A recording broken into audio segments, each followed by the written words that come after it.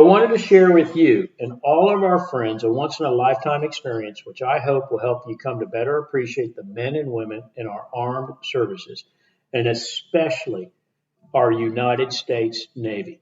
I was privileged enough to receive an invitation to spend 2 days on the CVN 70, the USS Carl Vinson, a Nimitz class aircraft carrier and one of the assets within Carrier Strike Group 1. At 97,000 tons and as tall as a 24-story building, the vessel is propelled by two nuclear reactors driving four shafts with a top speed in excess of 30 knots.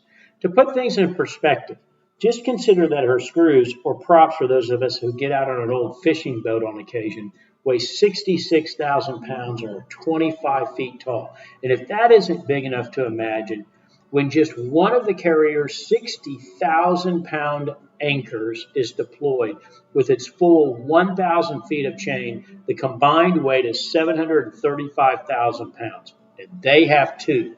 An aircraft carrier's primary mission is to achieve four things: forward presence, power projection, maritime security, and humanitarian assistance and disaster relief. She sails with Carrier Air Wing 2, proud men and women who are members of one of 9 squadrons named the likes of Stingers, Titans, Black Eagles, Black Knights, and Blue Hawks. Yeah, their aviators and crew members are that badass. Altogether, it takes about 5,000 men and women to run the ship, conduct flight operations, keep her 60-plus aircraft in tip-top shape, and to command the additional 2,000 sailors within her strike group, Carrier Strike Group 1. The Carl Vinson sails with this fleet of vessels, including a 4-ship squadron of destroyers, the USS Hopper, Kidd, Sterrett, and William P. Lawrence, a Ticonderoga-class guided missile cruiser, the USS Princeton, and 4 Arleigh Burke-class guided missile destroyers. If you pack all that when you show up to a bar fight or find a bully picking on a friend, well, that's a wallop, as they say. What impressed me most on my visit was the dedication to learning and training most often observed by the large number of young men and women who are new to the Navy. Perhaps as many as 30% of the ship's crew are in their first few years of their career, learning skills as newbies, teaching newbies, and starting to cultivate their own leadership skills. While the officers are quite impressive too, the young kids were exceptional in every way.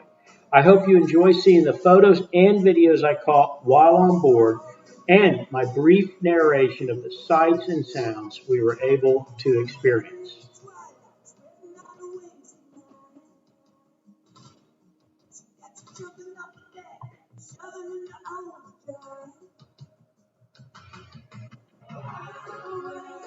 Upon our arrival to the Naval Air Base in Coronado, we were greeted by our host and traveled into the base's secure perimeter and taken to the commander's tower, where upon entering, we crossed over the seal on the floor for the Pacific Fleet. An image some of you might recall from Top Gun Maverick.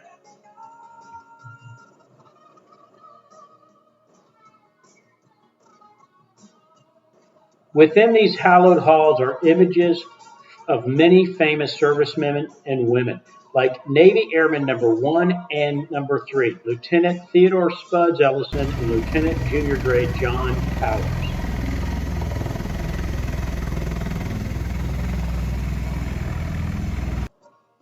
After a brief visit, we were dispatched to the terminal where a ride was arriving, and we received a briefing from officers of the Titan Squadron who would fly us over in their Ospreys.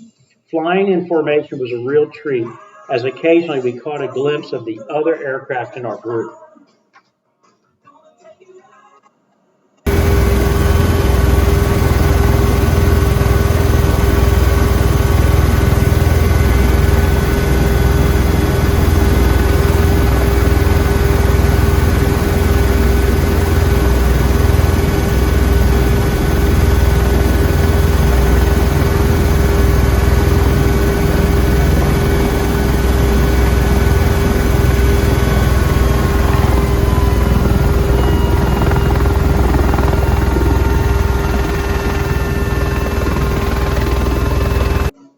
After landing on the carrier deck, we were escorted to the ship's dignitary reception area, the captain's dining room, where we took a photo as a group. Later, we visited the hangars before a briefing for on-deck flight operations.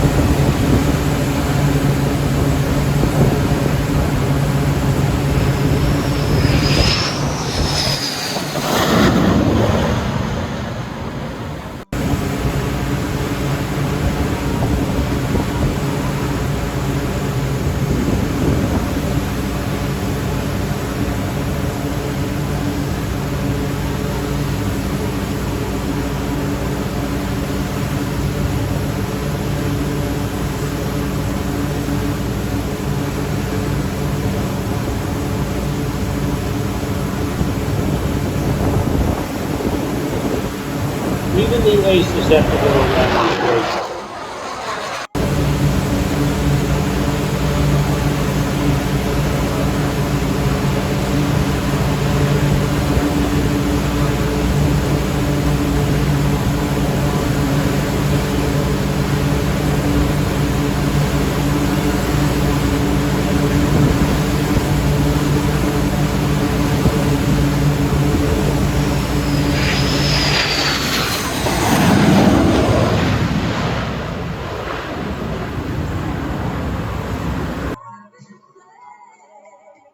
We met with the captain, Scott Miller, in the helm as he oversaw flight operations.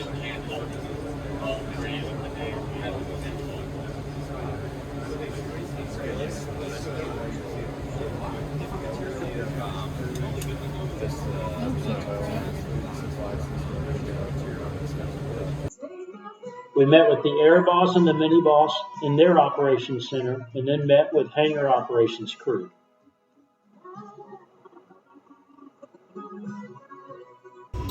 The Ouija board right here. So this is the Ouija board. Because if it moves out there, it's moving in here. Right. So we have somebody up in a window upstairs watching what's going on out there, calling down here to somebody on the board on what's going on. Also in here we got maintenance, CAG maintenance. So anything the aircraft or the squadron needs, they'll go through a dog right here, see you, Chief, and then they'll relay it to the board so that the deck caller is usually a yellow shirt, he can come in here and take a look, reflect whatever they need in here out there.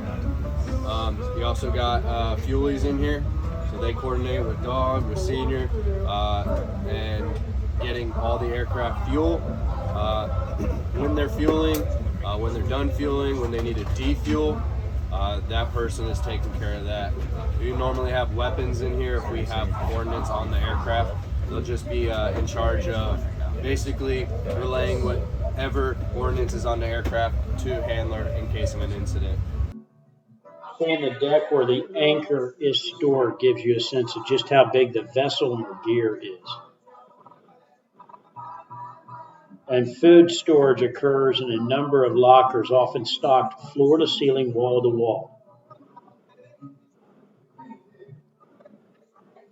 Sunsets on the Pacific are to die for.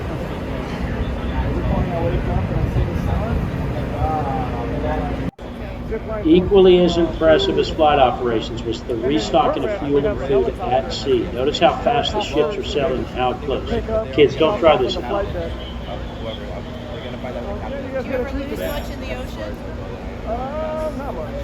No, I'm just wondering if that's seas are rough or if it's windy up there and the box is really light, you can get blown away. But these boxes are pretty big. You guys get a treat.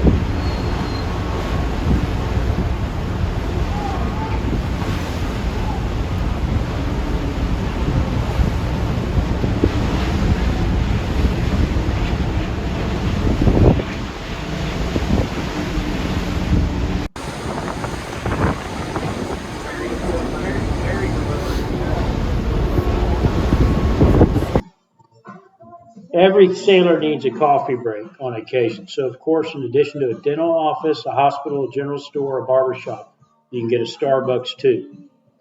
This is Executive Officer Captain Eric Kinney, who, as XO, is preparing to captain a carrier in the future. What I found a surprise was both Captain Kinney and the ship's Captain Scott Miller were Top Gun pilots with distinguished flying careers, from a little bitty Hornet to a gargantuan carrier.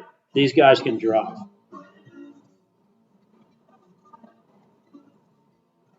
We were also privileged to see the executive officer addressing sailors and even conducting a re-enlistment and swearing-in ceremony.